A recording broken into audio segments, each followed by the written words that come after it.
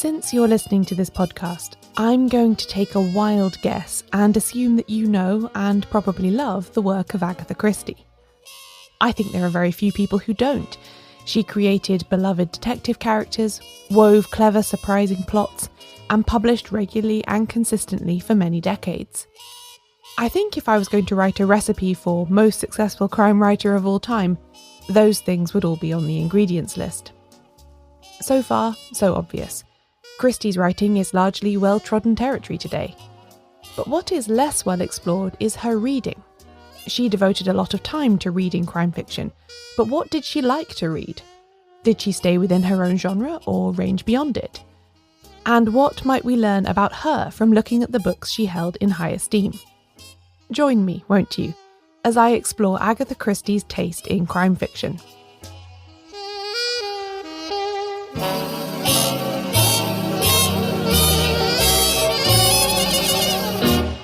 Welcome to Shedunnit. I'm Caroline Crampton.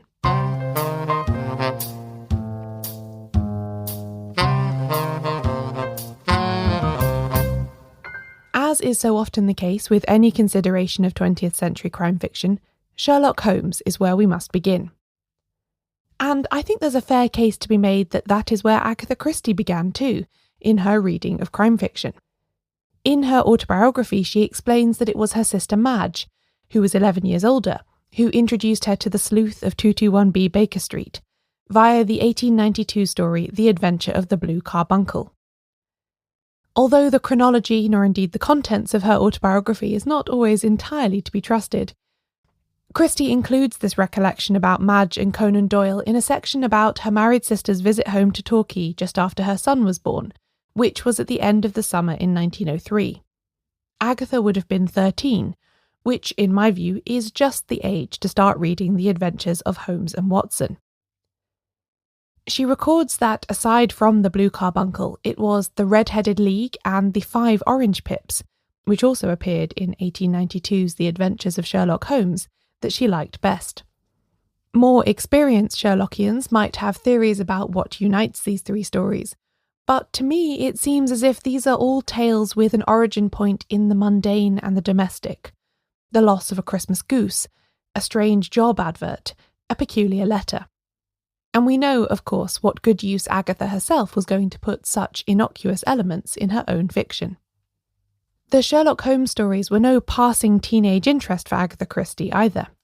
They were still in the forefront of her mind over a decade later, when she was writing the book that became The Mysterious Affair at Styles, as a response to Madge's teasing, as it happens. This novel marks the first appearance of Hercule Poirot, and so great was Christie's identification of the Holmes character with the overall notion of a detective, that she had to go to some effort to make her own sleuth anything other than a carbon copy of Conan Doyle's creation. Reflecting later in her autobiography, she said that Sherlock Holmes was, to her, quote, the one and only. I should never be able to emulate him. Poirot was thus formed as a kind of negative image, with every attribute making him as unlike this perfect idol as possible. Thus he's short and round, where Holmes is long and lean, and comic-looking rather than imposing. Both characters share a very high opinion of their intellectual abilities, though, and seek out the companionship of a less observant friend/chronicler. Holmes, of course, has Watson, while Poirot at the start has Hastings, who is the first-person writer and narrator of The Mysterious Affair at Styles. Christie's love and reverence for the work of Conan Doyle was such that her first few years as a writer saw her sticking very much to his shadow.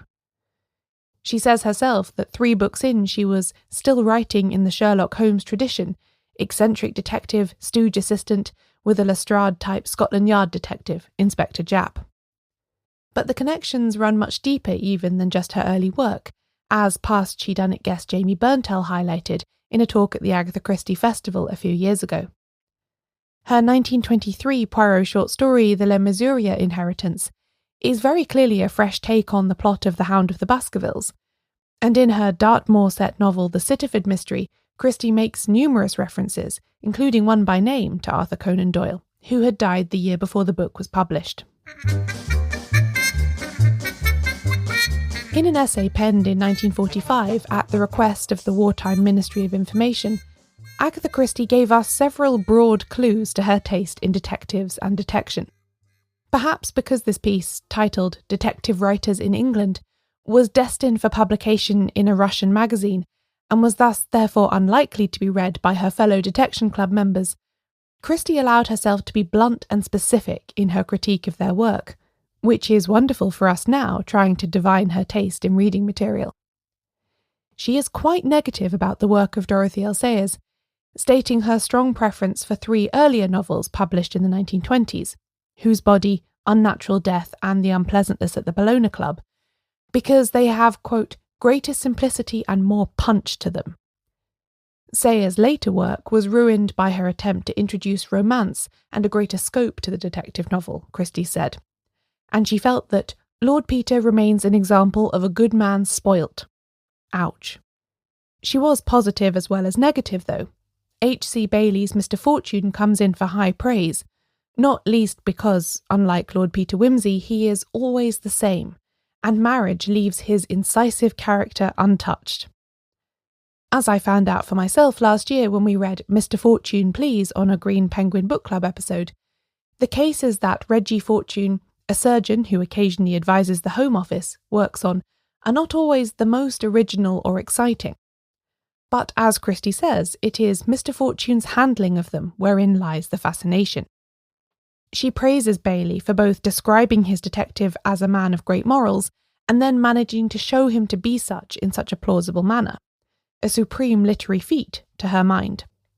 As unimpressed as she was by the whimsy stories of the 1930s, Christie was very much approving of the Mr. Fortune books, especially those that are told as a selection of long short stories rather than full-length novels. She concludes, Reggie Fortune is for justice, merciless and inexorable justice. His pity and indignation are aroused by the victims. In execution he is as ruthless as his own knife. This was certainly the aspect of the Mr. Fortune stories that most stood out to me when I read them for the first time. For a Golden Age detective, he has an unusual preoccupation with securing justice for the genuinely oppressed, which makes for an interesting contrast with all of those drawing room and country house-based amateur sleuths elsewhere in the fiction of the time. Police corruption, the neglect of children, and prejudice against outsiders are all recurring themes in his cases. Although Christie didn't make such issues a similarly prominent element of her own fiction, I think the way Hercule Poirot ponders his own role in the dispensation of justice in books like Murder on the Orient Express is her way of incorporating a little of what made Mr. Fortune so good. Other writers in this essay come in for commendation for some characteristic or other. Marjorie Allingham is noted as one of the foremost writers of detective fiction for her ability to create characters and evoke atmosphere, while John Dixon Carr's clever plots earn him the title of Master Magician. Michael Innes and Anthony Berkeley are witty, while R. Austin Freeman's science is excellent. Freeman Wills Crofts is very good at alibis, and Gladys Mitchell's use of psychology is clever. Nobody else comes in for such wholehearted praise as H.C. Bailey and Mr. Fortune, though. I think it's safe to say she was a fan.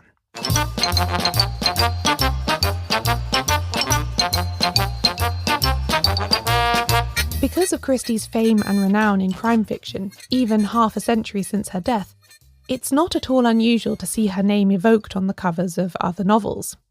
I've been disappointed too many times in books that are proclaimed on the front as being written by the new Agatha Christie to pay much attention to this anymore, but there is one such blurb that has long caught my attention.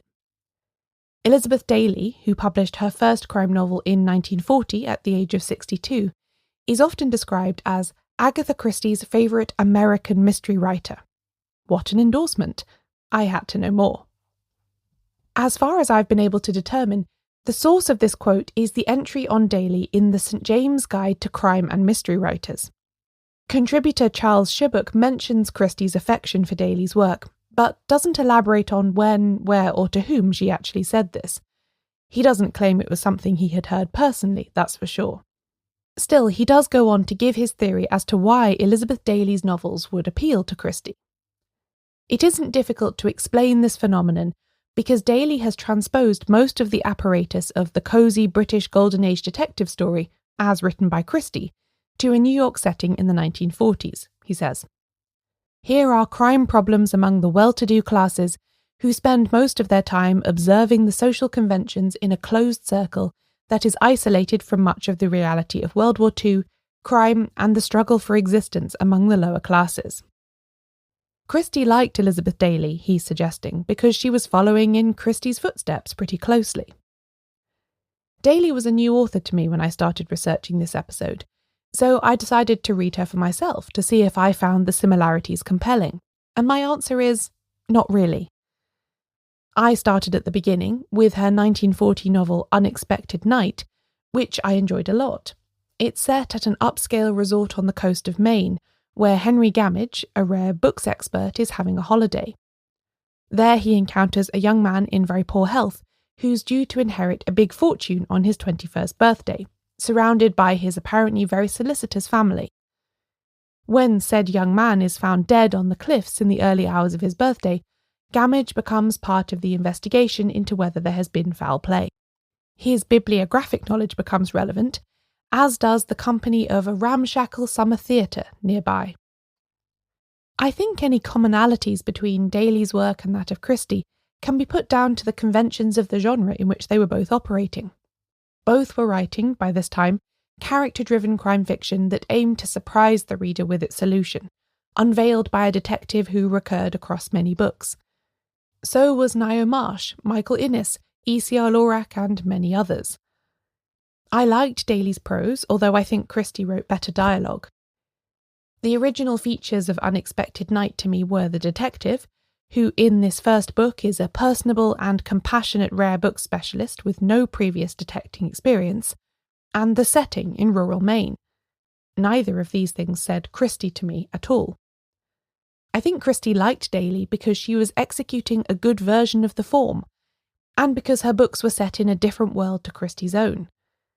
Albeit one to which Agatha had some family connections, because her paternal grandfather, Nathaniel Miller, was an American who had climbed the economic ladder from salesman to partner in the dry goods business Claflin, Mellon and Company, that at one time had a huge store on Church Street in Lower Manhattan, New York City. Moira Redmond, my guest for the Green Penguin Book Club episode about The Missing Moneylender, pointed out on her blog last year that Christie may well have inserted a pseudonymous tribute to Elizabeth Daly into her 1963 novel The Clocks. This book contains a slightly odd scene where a melancholy and bored Poirot is going through some detective novels, vainly searching for a crime problem upon which he can exercise his huge brain. Some of the books are real, and ones that we know Christie read and even admired. The Mystery of the Yellow Room by Gaston Leroux, for instance, and The Adventures of Sherlock Holmes. Others are her own invention, such as the work of a character she created as a version of herself, Ariadne Oliver. Then Poirot gets to a book by someone called Louise O'Malley and says, "What a model of fine scholarly writing is hers! Yet what excitement, what mounting apprehension she arouses in her reader! Those brownstone mansions in New York. What is a brownstone mansion? I have never known. Those exclusive apartments and soulful snobberies, and underneath deep, unsuspected seams of crime run their uncharted course. It could happen so, and it does happen so. She is very good, this Louisa O'Malley. She's very good indeed." Moira posits, and I agree, that this is a veiled tribute to Elizabeth Daly, who by this time had published 16 Henry Gamage novels with considerable success, regularly setting her plots in the homes and social circles of New York's wealthier citizens. A fun little in-joke, then, between two authors who had formed their own two-person mutual admiration society. After the break, the writer Agatha Christie admired most.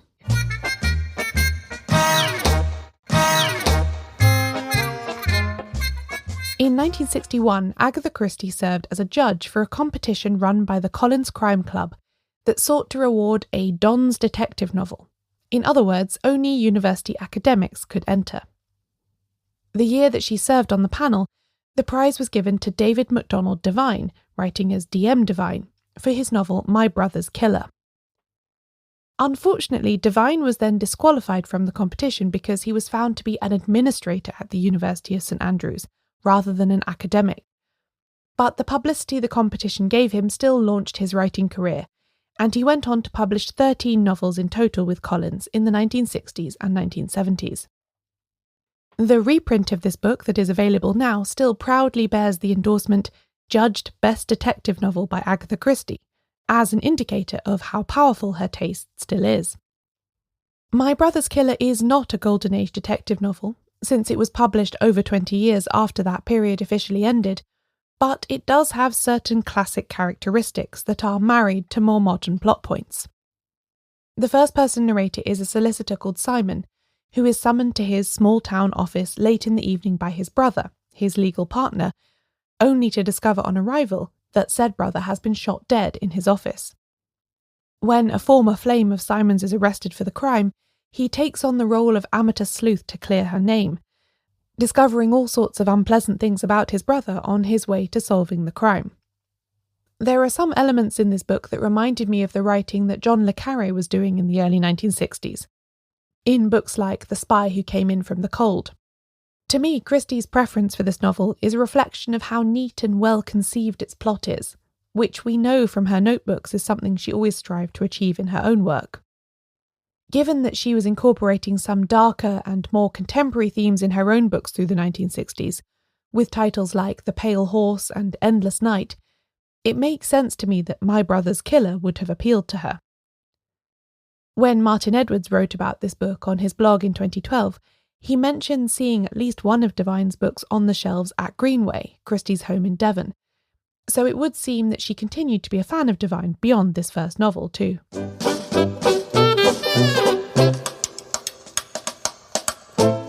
Agatha Christie didn't just read crime fiction, of course. The surviving evidence we have from her bookshelves, her autobiographical writing, her correspondence, her notebooks, and indeed her own fiction, shows her to be someone who read broadly and with great curiosity. Thus, I want to touch on her relationship to three writers who are not generally considered to be crime writers, but who nonetheless have relevance to the formation of Christie's taste: Graham Greene, Elizabeth Bowen, and Muriel Spark. Greene I have little to say about other than Christie routinely named him, alongside one or both of these others, when asked for her favourite writers. I do also wonder whether his hit novel of 1932, Stamboul Train, might have inspired Murder on the Orient Express, which came out just 2 years later. Then we come to Muriel Spark, the acclaimed Scottish writer who is probably best known today for her 1961 novel The Prime of Miss Jean Brodie. Spark is someone who, like Christie, played with genre and expectation in her fiction. Her 1959 novel Memento Mori is structured like a poison pen whodunit, as a group of older people are plagued by anonymous phone calls saying, "Remember, you must die." Except in Spark's hands, this plot becomes paranoid and twisted. It's not a person making the calls, but death itself, we are led to believe. She described her 1970 novel The Driver's Seat as a whodunit, and an early chapter tells the reader that a major character will later die, in a move that is reminiscent of a book of Christie's like A Murder is Announced or even The ABC Murders. I recently listened to a talk by Gray Robert Brown for Romancing the Gothic, in which he said that Christie admired Spark's style, while Spark was influenced by Christie's plots, and that exchange between them corresponds with what I've read so far too. It was Elizabeth Bowen's relationship to Christie, though, that I ended up finding the most compelling of these three writers. Bowen was a Dublin-born novelist who spent time on the fringes of the Bloomsbury Group in London and published her first novel in 1923. Although she and Christie were almost the same age and entering the world of publishing at around the same time in the early 1920s, I can't find any evidence that their paths crossed at this time. In 1939, Bowen inherited Bowen's Court, an Anglo-Irish big house in County Cork that had been in her family since the 18th century. During World War II, she worked for the British Ministry of Information, providing intelligence about activity in neutral Ireland, one of many aspects of her biography that has complicated her reputation and her place in the Irish literary canon. She was something of a genre shapeshifter, never quite claimed by the modernists or the populists, producing something that reads alternately like literary fiction, espionage thriller, and mystery fiction. The writer Sarah Stewart Taylor has argued that Elizabeth Bowen's work laid the foundation for today's highly successful Irish domestic noir, And I can certainly see this. Her focus on crumbling country houses feels very detective fiction in general to me. Bowen was a great reader of crime fiction, especially American noir, but she was also keen on Christie. The two writers did finally meet in 1962 at a dinner party, and some correspondence survives between them. In one letter, Christie thanked Bowen for sending a copy of her new book, thought to have been 1949's The Heat of the Day, and says, "I shall be able to read it many times and enjoy it each time." She also makes comparisons to two of Bowen's other novels, Death of the Heart and The House in Paris from the 1930s, indicating that she was already well versed in Bowen's back catalogue. I had not read any Elizabeth Bowen prior to preparing for this episode, but I found myself completely hooked by The Heat of the Day, although it did take me about 50 pages to adjust to Bowen's highly detailed interior style. Set in wartime London, it concerns a love triangle that becomes an espionage triangle. The extreme specificity of its scenes and the well-calibrated pacing of the book did remind me of the best detective fiction, but it was the strong emotional currents, especially for the female characters, that made me think of Agatha Christie the most. Or should I say, Mary Westmacott, because I think it was the part of Christie that wrote those 6 genre-bending emotional novels that was most in tune with the work of Elizabeth Bowen. I think the last word here should go to Agatha Christie herself, who seems to have maintained a very healthy balance between admiration and inspiration when it comes to her favourite writers. If I could write like Elizabeth Bowen, Muriel Spark or Graham Greene, I should jump to high heaven with delight, but I know I can't, and it would never occur to me to attempt to copy them, she wrote in her autobiography. I have learnt that I am me, that I can do the things that, as one might put it, me can do, but I cannot do the things that me would like to do. I think she's selling herself a little short here, given the wide variety of things she did do with her writing to great success. I wonder what she would say if she knew that, so many decades after her death, even her taste in crime fiction is still shaping the genre at which she excelled.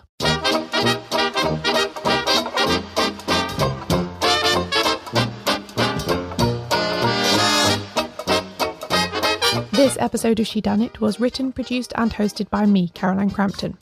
If you'd like more from the podcast, including extra interviews, behind-the-scenes commentaries and the chance to read a book each month with a community of other mystery lovers, join the Shedunnit Book Club now at shedunnitbookclub.com.